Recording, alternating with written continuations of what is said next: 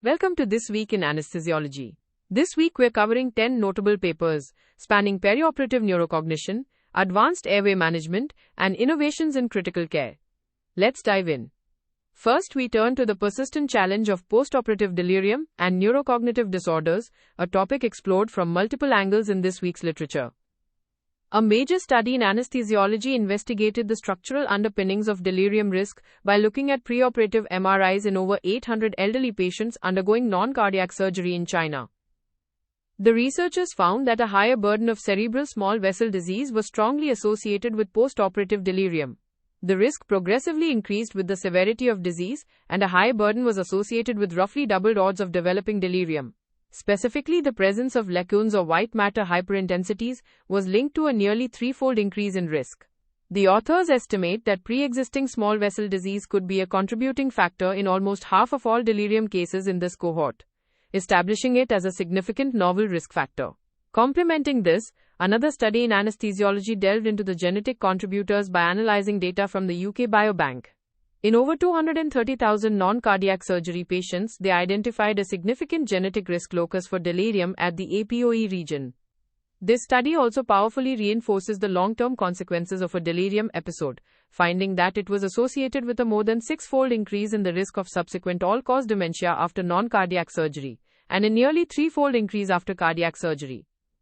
For a more direct clinical application, a report in the Journal of Clinical Anesthesia evaluated the utility of the Ultra-Rapid Ascertained Dementia 8-Item Questionnaire, or AD8, as a preoperative screening tool. In a cohort of nearly 700 older surgical patients, a positive screen for cognitive impairment was associated with more than triple the odds of delirium and double the odds of 90-day complications. Interestingly, of all the items on the questionnaire, patient-reported problems with repetition were the strongest predictor of adverse outcomes, associated with a six-fold increase in delirium risk. Finally, a systematic review and meta-analysis, also in anesthesiology, asked if a common intervention targeting higher intraoperative blood pressure could improve outcomes. This analysis of 15 randomized trials, including over 15,000 patients, found that targeting higher blood pressure did not reduce the risk of acute kidney injury or myocardial injury. The evidence was firm on these points. However, there was a signal toward a potential benefit, with higher blood pressure targets associated with a significant reduction in postoperative delirium. The authors caution that the evidence for this finding remains insufficient, warranting further large-scale trials. Next, we have two papers focused on the fundamentals of airway management. For years, difficult face mask ventilation has been a poorly defined clinical entity. A study in anesthesia sought to change that by prospectively developing and validating an objective classification system. In 400 patients, they identified 5 key indicators of difficulty: needing a two-handed grip, using an oral airway, applying a jaw thrust, having a delivered tidal volume less than or equal to 2 milliliters per kilogram, and a peripheral oxygen saturation drop of 10% or more. From these, they developed the MASCAN score, which demonstrated excellent diagnostic accuracy. This data-driven tool provides a standardized definition that could significantly improve clinical documentation, communication, and future airway research. Shifting from the mask to the endotracheal tube, a prospective randomized trial in anesthesia and analgesia addressed a common question in anticipated difficult airways. Is it better to use a flexible intubation scope alone, or to combine it with video laryngoscopy? The study randomized 135 adults to either technique. The primary outcome, a composite of difficult placement defined by long intubation time, first attempt failure, or provider rating, was not significantly different between the groups. However, the combined video laryngoscopy and flexible scope technique did lead to a significantly higher first-pass success rate, at 93% versus 78% for the flexible scope alone. Providers also rated intubations as difficult or unsuccessful only 6% of the time with the combination, compared to 19% with the solo technique. So while the primary endpoint wasn't met, the findings support the use of a dual visualization strategy to improve important performance metrics like first-pass success. In critical care, a multi-cohort retrospective study from a large United States health system provides a stark look at the incidence and outcomes of refractory septic shock using new consensus clinical criteria. These criteria define refractory shock as the simultaneous need for a norepinephrine equivalent dose greater than 0.5 micrograms per kilogram per minute and a lactate greater than 2 millimoles per liter. Analyzing over 15,000 patients with septic shock, the study found that about 1 in 5 met these criteria for refractory shock. The outcome for this group was grim, with a hospital mortality of 64.4%. This represents a nearly 5-fold higher risk-adjusted odds of death compared to patients with septic shock who did not meet the refractory criteria, highlighting this definition as a powerful prognostic marker. Also in critical care medicine, 2 studies explored the integration of technology into the ICU. One paper reports on the successful implementation of remote respiratory therapy in an 8-bed donor care ICU.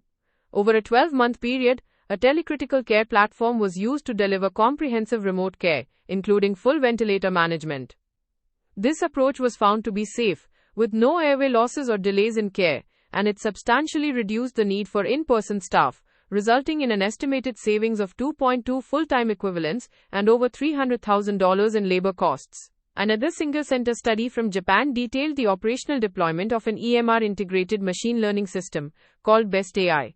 This system generates hourly predictions for 6 different ICU outcomes, including mortality, intubation, and extubation. In a temporal validation cohort of over 1,100 patients, the model showed strong discrimination and good calibration. The study demonstrated the feasibility of embedding these real-time predictive analytics directly into the clinical workflow, providing clinicians with continuously updated, visualized risk assessments without generating prescriptive alerts. If you only have time for one paper this week, make it the study from Anesthesiology on cerebral small vessel disease and postoperative delirium. This work identifies a novel, quantifiable, and biologically plausible risk factor for one of our most common and consequential complications, providing a new lens through which to view patient vulnerability and frame future prevention strategies. Here are the key takeaways from this week in anesthesiology. First, preoperative delirium risk stratification is becoming more sophisticated. Consider brain health based on MRI findings of small vessel disease. Use rapid screening tools like the AD8 questionnaire, particularly noting issues with repetition, and be aware of genetic predispositions like the APOE genotype. Second, for anticipated difficult airways, combining video laryngoscopy with a flexible intubation scope improves first-pass success and is rated as easier by providers, even if it doesn't reduce a composite difficulty score. And for documentation, the new objective MASCAN score can help standardize the definition of difficult mask ventilation. Third, in the ICU, a patient in septic shock requiring over 0.5 MICS per kilo per minute of norepinephrine with a lactate over 2 meets criteria for refractory shock and has an associated hospital mortality approaching 65%. Finally, targeting a higher intraoperative blood pressure does not appear to reduce major postoperative organ injury like AKI or myocardial injury, though a potential benefit for delirium prevention remains an open question that requires more data. That's your roundup for this week in anesthesiology. The full transcript and references are available on the episode page in your Audio Scholar library. This is an AI-curated summary. For clinical decisions, always consult primary sources and current guidelines. See you next week. This is an automated summary generated by artificial intelligence which can make mistakes. Always review the original source materials.